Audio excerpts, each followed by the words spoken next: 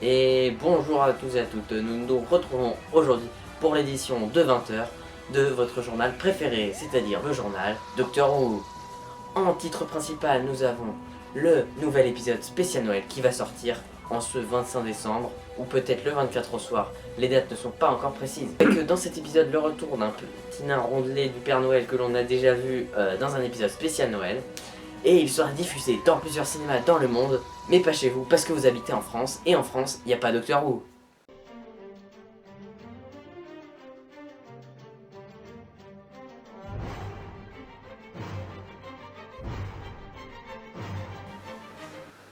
Je pense que le 13e docteur ne devrait pas être Matt Smith. Ne me dites rien. Imaginez que Matt Smith soit le 13e docteur. L'histoire prendrait un encontre. Ça irait au-delà des règles des seigneurs du temps. Si Matt Smith revenait, pourquoi les autres générations d'avant n'ont pas fait pareil? Pourquoi ils ne se sont pas encore régénérés une autre fois en le même docteur?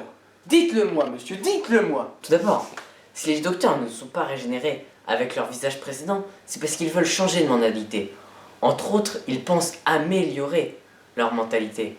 Et aussi se rappeler quelque chose par ce visage. Comme Peter Capaldi qui voulait se rappeler cet homme qu'il avait sauvé à Pompéi. Vous insinuez que Matt Smith aurait une préférence meilleure que les autres? Ceci fait un peu du chouchoutage. Je trouve que si Matt Smith revenait, les autres seraient comme à part. Matt Smith revenant une deuxième fois, il serait là pendant beaucoup plus de temps. Et ceci pourrait causer des gros problèmes à tout le monde. Bien, tout d'abord, le retour de Matt Smith permettrait à des dizaines de milliers de fans de retrouver quelqu'un qu'ils ont adoré, de par sa personnalité, sa voix, son humour et sa façon de parler. Ils ont adoré cette personne, en particulier les filles qui regardent Doctor Who, les sortes de fangirls. Vous insinuez que les filles auraient meilleure influence sur Doctor Who que les hommes? Je trouve ça inadmissible. C'est ce qu'on appelle du sexisme. Oui, monsieur, ne dites rien, monsieur. Vous n'avez rien à faire dans ce débat-là. Mais monsieur, vous interprétez ce que je dis n'importe comment. Je n'ai jamais dit qu'ils influençaient plus Doctor Who, je disais juste que les filles pouvaient préférer Matt Smith. Non mais, j'ai raison de toute façon, bien sûr que j'ai raison. Comment ça, vous avez raison? Le retour de Matt Smith ferait n'importe quoi dans la série. Non mais Matt Smith peut revenir, c'est juste une question de point de vue. Et puis un acteur qui revient pourrait apporter plein de choses. J'ai raison, hein? N'est-ce pas que j'ai raison? Tout le monde dit que j'ai raison ici. Mais y'a personne ici. On est tout seuls comme des débiles avec ce stupide caméra qui se met devant vous. C'est moi qui ai raison. J'ai raison. Mais j'ai...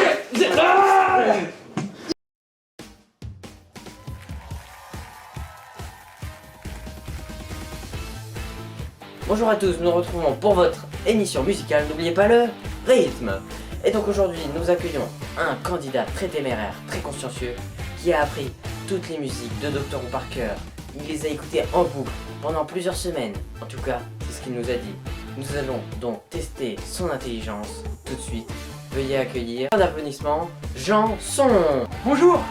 Bonjour. Je suis à la télé. Bonjour. Donc nous allons commencer tout de suite avec une musique très connue. Écoutez bien, vous aussi amusez-vous à retrouver ce titre et tweetez avec le hashtag j'ai trouvé la chanson et donnez le nom de la chanson. C'est parti. Trop facile. C'est vrai. I'm the Doctor. Bravo, vous avez gagné déjà la première étape. Yes. Bravo.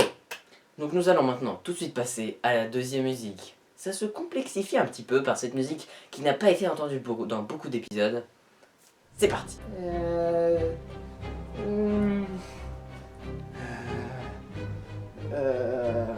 Breaking the Wall. Mais non, voyons. Vous ne trouvez donc pas?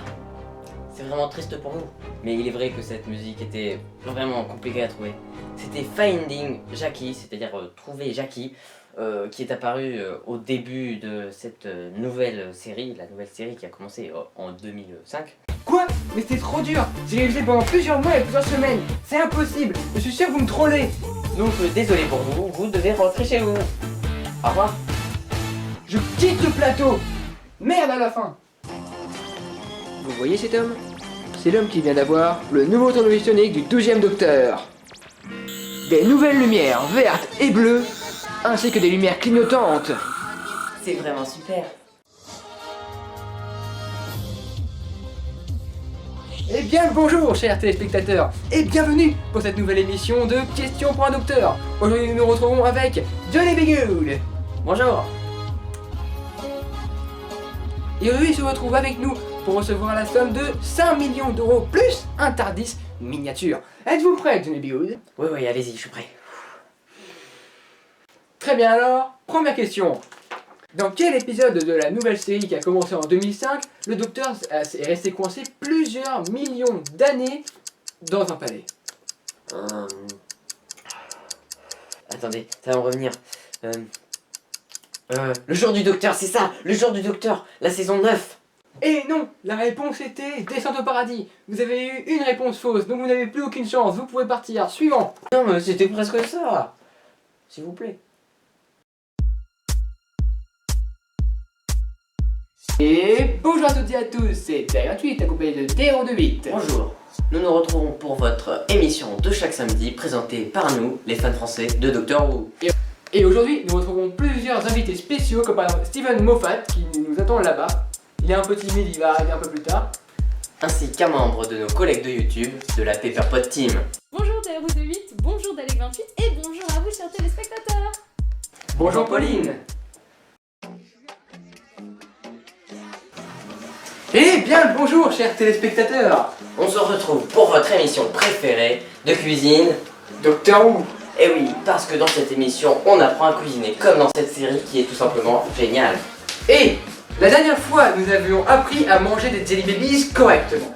Aujourd'hui, nous apprendrons à faire des... Bâtonnets de poisson à la crème anglaise. comme le...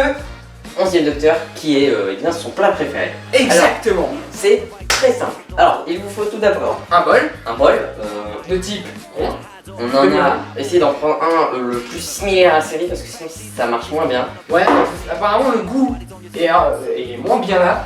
Voilà, donc ça c'est vraiment un On a goût qui testé. ressemble vraiment beaucoup. Nous aurions bien évidemment besoin de bâtonnets de Bâtonnets de poisson. poisson, voilà. Donc vu que on sait pas les paner, ils sont déjà panés grâce à Lidl, c'est ça? Voilà, exactement. Et bien sûr, évidemment, de la crème anglaise. Donc vu qu'on sait pas non plus en faire, on achète tout fait. Voilà, donc de toute façon, je pense que le 11e docteur, il a aussi été acheté chez Lidl. Ah même pas, lui il servait carrément dans le frigo d'Emile. Bah je pense que Emile avait acheté chez Lidl. Je sais que ça existe en Angleterre. Oh bon. Donc, vous n'avez plus qu'à mettre de la crème anglaise. Pas comme ça. Faut mettre le poisson pané avant. Mais pas du tout. La crème anglaise d'abord et tremper les bâtonnets de poisson dedans. Ah oui c'est grave. Donc Par la contre, crème je anglaise. dois avouer, j'ai fait une grosse erreur, c'est de le verser trop rapidement. Normalement, il faut le verser tout doucement, comme ça. Alors hop, s'arrêter pile poil ici. Alors, ce qui est dangereux, c'est qu'il faut bien prendre la crème anglaise plutôt épaisse, Voilà. parce que sinon c'est trop liquide et ça s'accroche pas au bâtonnet de poisson. Donc ensuite vous prenez les bâtonnets de poisson, sauf Voilà. que nous on va pas les déballer parce qu'on les gâcherait, Et surtout qu'on les garde pour ce soir parce qu'on risque d'avoir faim. voilà, et parce qu'en fait c'est pas très bon. Voilà, surtout. Voilà, donc Bon. vous pouvez essayer chez vous si vous avez de l'argent à gâcher. À ne pas faire en dessous de 5 ans, ça peut être des bêtises et vous rendre malade. Donc, c'est la fin de cette émission de cuisine comme Doctor. Rendez-vous la semaine prochaine pour votre émission de cuisine sur...